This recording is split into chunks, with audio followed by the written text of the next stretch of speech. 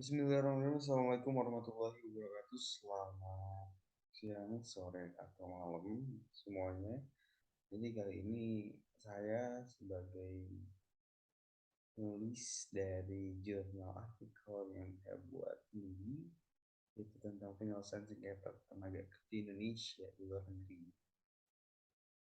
Nama saya Muhammad Raffi Ramadhani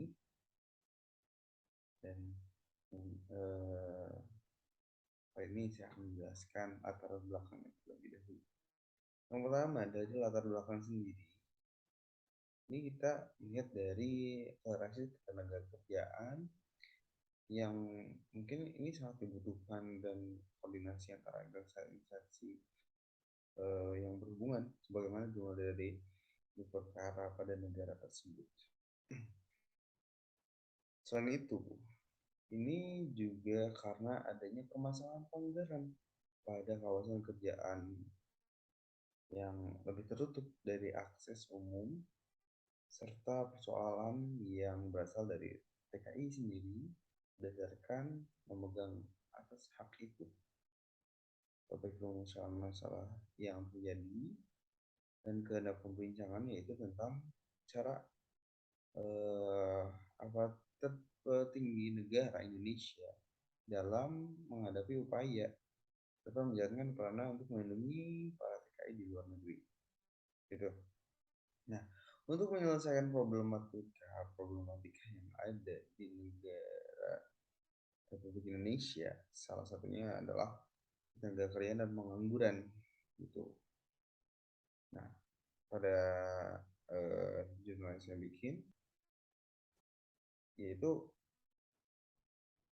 dibutuhkan untuk mencari dalam pemecahan masalah karena ini merupakan sebagai sebagian investasi atau geraknya sektorial belum berkembangnya sektorial serta investasi yang disebut itu sebagai menjadikan banyaknya pengangguran.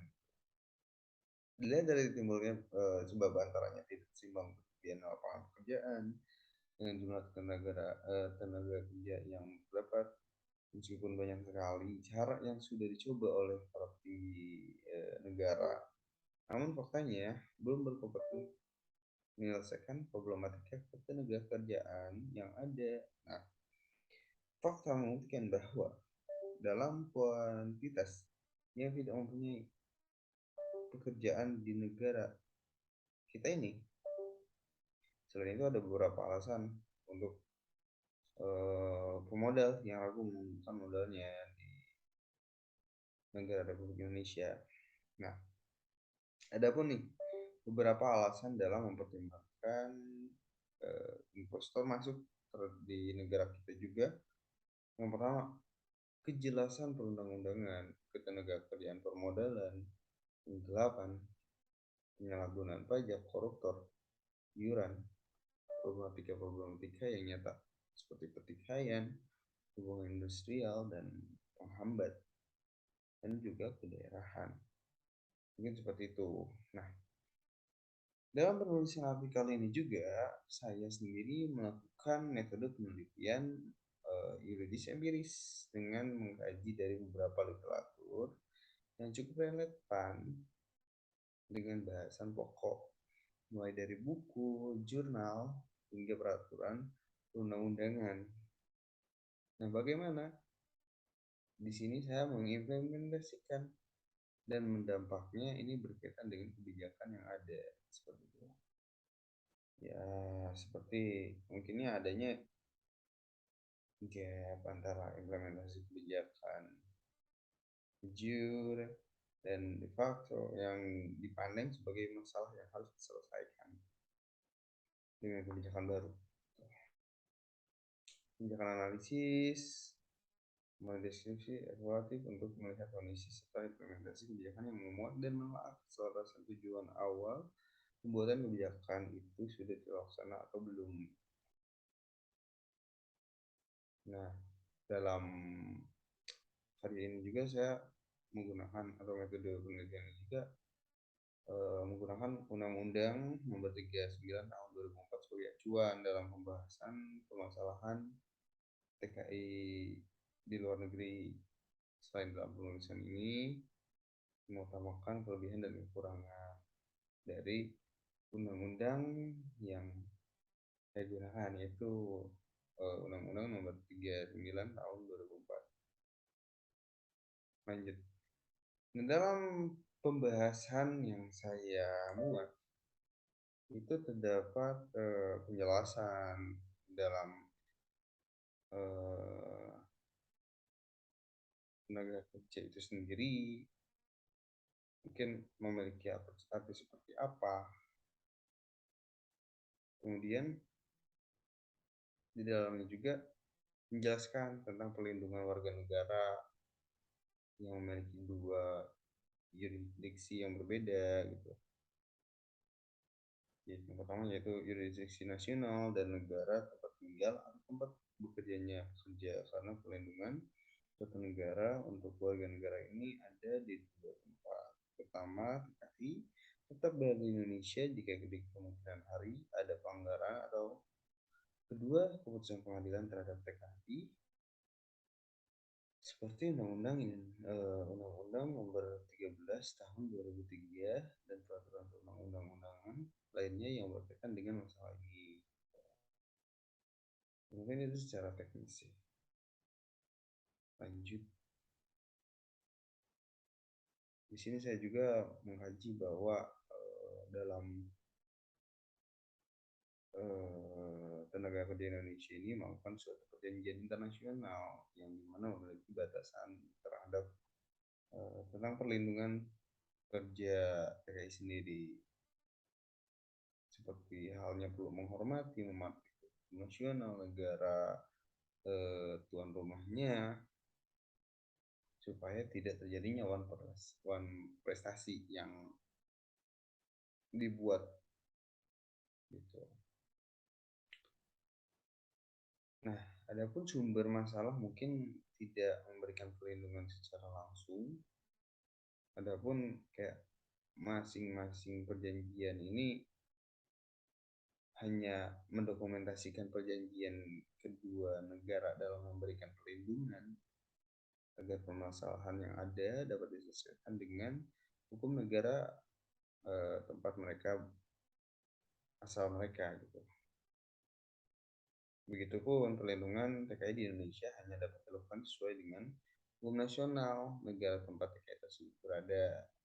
Sehingga selain peningkatan hubungan diplomatik kedua negara, perjanjian internasional tentang perlindungan tenaga kerja asing seperti pemerintah Indonesia meratifikasi kontrak menuju tahun 1990 untuk perlindungan fungsi kayak baik pekerja Indonesia maupun mereka yang tinggal di luar negeri dapat tunduk pada hukum internasional. Tuh.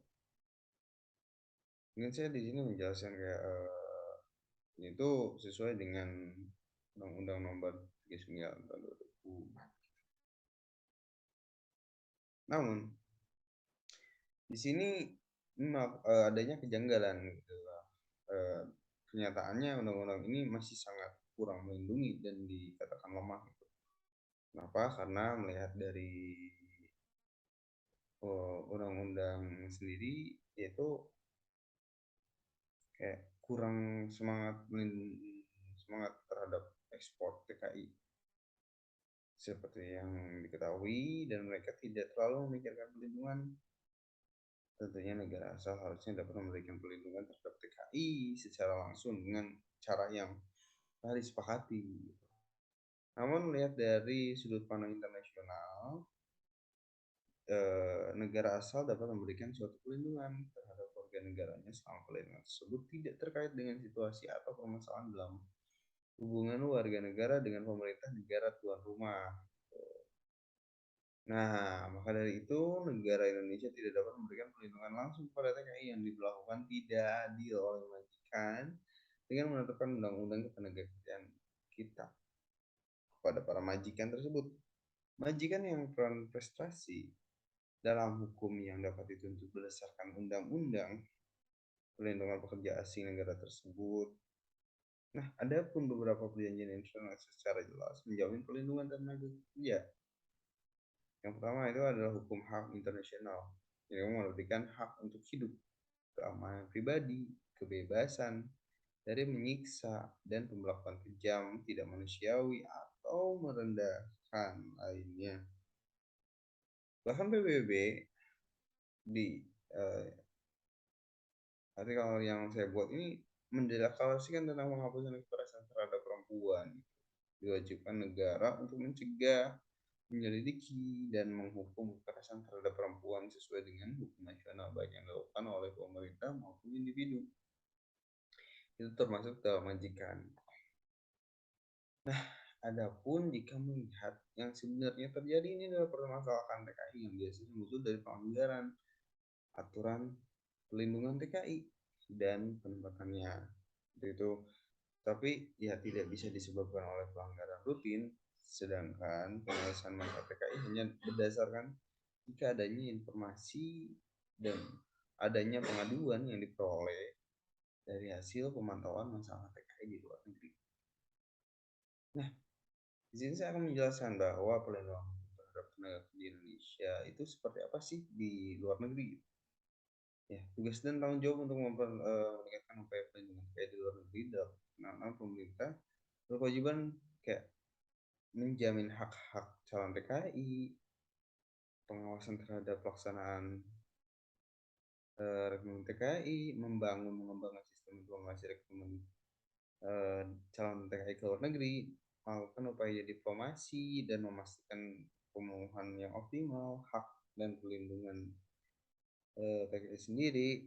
Terus selanjutnya ada jaminan keamanan bagi pekerja migran selama masa keberangkatan, penyelesaian dan pasca penyelesaian gitu. Seperti itu. Nah, namun jika melihat dari aspek pidana nomor 3 Undang-Undang nomor 39 tahun 2004 tentang penempatan dan perlindungan terhadap kepastian hukum ini, yaitu adanya asas penangkalan, asas pengawasan, tentang perlindungan eh, pidana. Nah, adapun dalam bab 13 dalam pasal 102 yang mana ada yang mengatur aspek hukum pidana itu sendiri. Adapun penerapan sanksi pidana dalam undang-undang ini merupakan pembenaran terakhir. Itu juga merupakan upaya terakhir sanksi administratif tidak dapat diterapkan, mempromosikan, melaksanakan dan memantau pelaksanaan penempatan dan perlindungan pekerja migran ini di luar negeri dalam melaksanakan tugas dan tanggung jawab peningkatan upaya pelindungan TKI di luar negeri. Seperti itu. Nah, walaupun kita melihat bahwa adanya pemanfaatan teknologi oleh kelompok masyarakat ini dijadikan sebuah sangkut paut dalam mencari informasi. Jadi justru didapat oleh mereka yang berpendidikan atau berpendidikan relatif tinggi. Sedangkan untuk mereka yang berpendidikan dan juga berpendidikan rendah mengalami akibat umumnya adalah mereka bekerja pada pekerjaan yang keras. Bermanfaat teknologi dimanfaatkan oleh orang-orang yang punya ilmu, sedangkan yang ilmu sedikit dia akan mengalami pekerjaan yang sangat keras dalam pekerjaannya. Ya, dalam hal ini menurut saya harus adanya campur tangan pemerintah karena sangat penting untuk memberikan pelayanan dan keamanan yang maksimal. Nah, perbedaan pelayanan perlakuan tidak terletak pada perbedaan kelompok dengan kelompok lain dalam masyarakat, melainkan lebih condong terhadap pelindungan hak warga negara untuk bekerja dan menikmati kehidupan yang layak sebagai manusia. Jika dalam undang-undang ini, prinsip ketenagakerjaan dan pelindungan pekerjaan migran di Indonesia adalah kayak persamaan hak, keadilan, kesetaraan gender, dan non-diskriminasi di atas.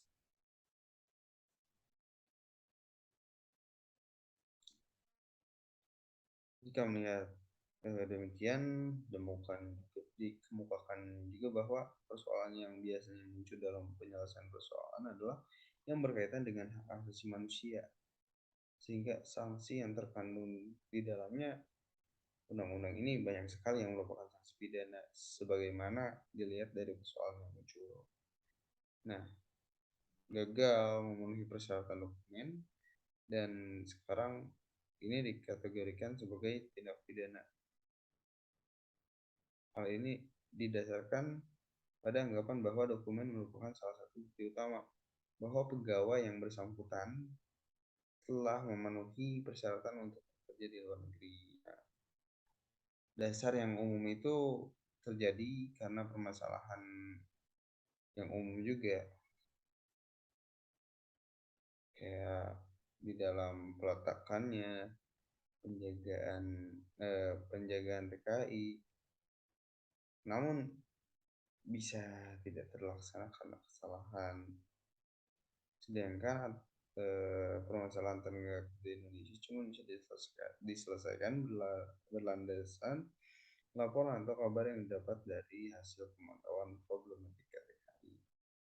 Nah, jika kita melihat di sini ada kesimpulan, jika membacakan bahwa karena banyaknya pekerja Indonesia di luar negeri, itu permasalahannya, perlu dicari perlindungan untuk menjawab pertanyaan dalam masalah terkait pekerjaan dan perlindungan pekerja migran sebelum mereka meninggalkan tempat kerja, mulai bekerja atau setelah mereka kembali ke Indonesia. Seperti yang disebutkan dalam Undang-Undang 39 tahun 2004 pasal 6, pemerintah bertanggung jawab untuk meningkatkan upaya pelindungan TKI. Akan hal ini diperlukan peran aktif dalam pemerintah untuk menjaga TKI sendiri tanpa ada tekanan dari pihak lain.